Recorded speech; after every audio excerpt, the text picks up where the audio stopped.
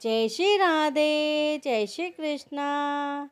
जगन्नाथ जी स्नान यात्रा की कथा। द्वारिका के महल में आज रानियों के भवन में कुछ विशेष चहल पहल हो रही थी और उसका कारण था कि आज माता रोहिणी भगवान श्री कृष्ण की सभी रानियों को कुछ रोचक रहस्य बताने वाली थी। भगवान श्री कृष्ण और बलराम जी तो पहले से ही अपने राज्य के कामकाज के लिए सुधर्मा भवन में चले गए थे और इसलिए महल में अब सारी रानियां अकेली थी और यही तो वो समय था जो उन्होंने खास करके चुना था जब भगवान श्री कृष्ण यहाँ उपस्थित ना हो। और तब वे माता रोहिणी से भगवान की वृंदावन लीलाओं की चर्चा सुनी। आखिर वो दिन आ ही गया था। श्री कृष्ण की सभी रानियां माता रोहिणी से यह जान लेना चाहती थी कि आखिर वृंदावन में ऐसा क्या हुआ था, ऐसा विशेष क्या था जिसे भगवान आज तक भुला नहीं पाए थे। और आज भी कई बार भगवान अर्धरात्रि में नींद में भी वृंदावन को ब्रज की गोपियों को और ग्वाल बालों को पुकारते रहते हैं और कई बार तो उनके विरह में रोते भी हैं। सभी रानियां यह सोचकर अत्यंत दुखी रहती थी, क्या हम भगवान के दिन रात इतनी सेवा करती हैं लेकिन फिर भी हमारे स्वामी वृंदावन को ही याद क्यों करते रहते हैं। और आज भी इसी रहस्य से पर्दा उठने वाला था। भगवान श्री कृष्ण की सभी रानियां महल में एक बड़े से कक्ष में एकत्रित हो गई। माता रोहिणी को बीच में एक सुंदर आसन पर बिठाया गया और वृंदावन की लीलाओं को सुनने से पहले माता रोहिणी इस बात को सुनिश्चित करना चाहती थी कि जब यह कथा सुनाए तो उस समय कृष्ण और बलराम गलती से भी वहां ना आ जाए। इसलिए इस कड़ी सुरक्षा की जिम्मेदारी सौंपी गई भगवान श्री कृष्ण की बहन सुभद्रा जी को। सुभद्रा जी को इसको अपना सौभाग्य समझते हुए दोनों हाथों को फैलाकर उसे कक्ष के द्वार पर खड़ी हो गई। आखिर उनके पहरेदारी में कृष्ण और बलराम अंदर आने की हिम्मत तो नहीं कर सकते।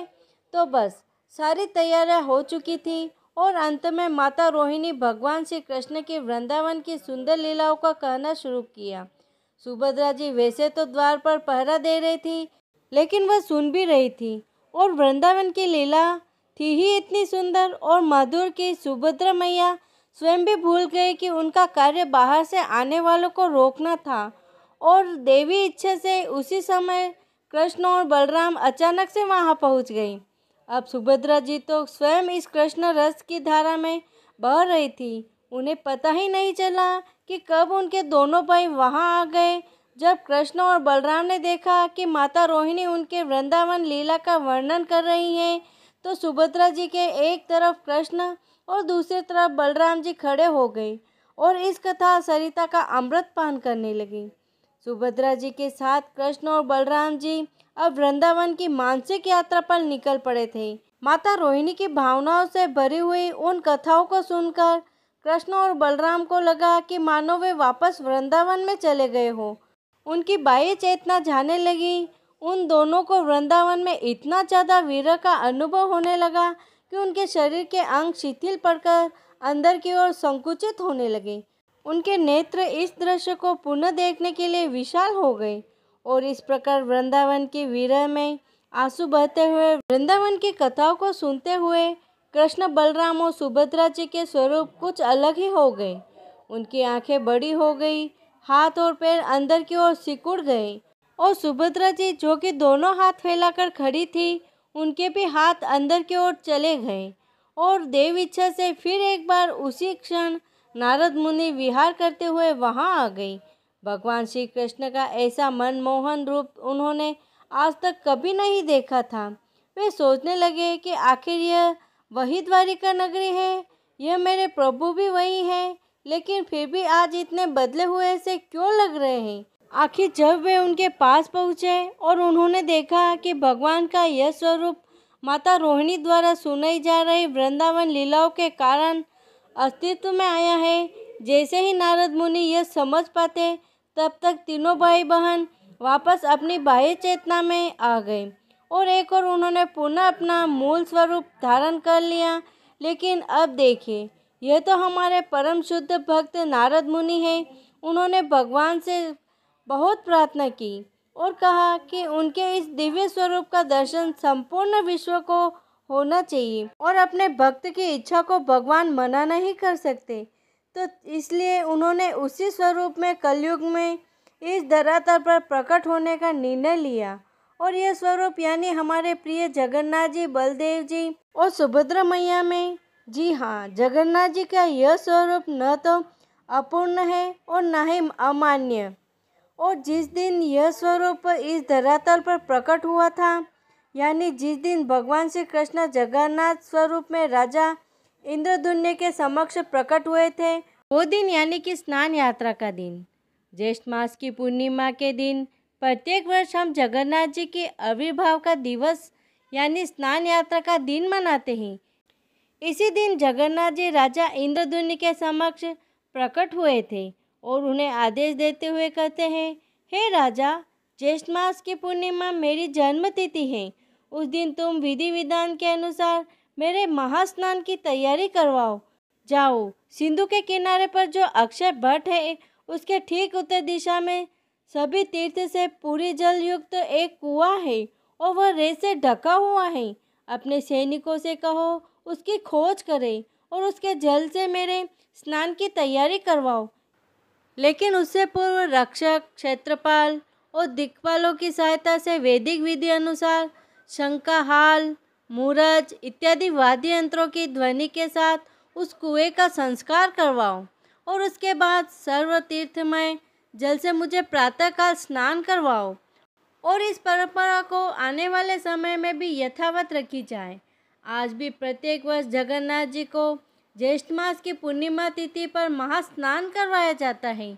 जगन्नाथ जी को प्रातःकाल में पहले विजय करवाते हुए विशाल स्नान मंडप पे ले जाया जाता है। सर्वत्र कुएं से 108 स्वर्ण घड़ों में जल भरकर लाया जाता है। इस जल में चंदन, कपूर इत्यादि सामग्री मिलाकर उसका अधिवास करते हैं और भगवान के स्नान हेतु पानी तैयार किया जाता है। और जगन्नाथ जी, बलदेव जी और सुभद्रा मैया को उच्च विधि पर आसन करके 108 घड़ों के जल से उनका महाअभिषेक करवाया जाता है। उसके दर्शन करने के लिए विशाल मात्रा में लोग एकत्रित होते हैं। स्नान के पश्चात एक विशेष गजवेश या हाथी के वेश में सजाया जाता है। उस समय सभी लोग भगवान के नज़दीक जाकर उन्हें आलिंगन करके दर्शन कर सकते हैं। महाअभिषेक गजवेश धारण करके जगन्नाथ जी, बलदेव जी और सुभद्रा मैया को स्वादिष्ट विशाल भोग अर्पित किया जाता है।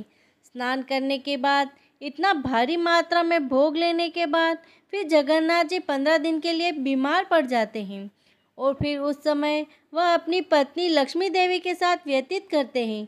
15 दिन के इस कार्यकाल को अनावसर कहा जाता है, जिसमें जगन्नाथ जी को बीमार से ठीक करने के लिए कड़वी दवाइयाँ और काढ़ा पिलाया जाता है।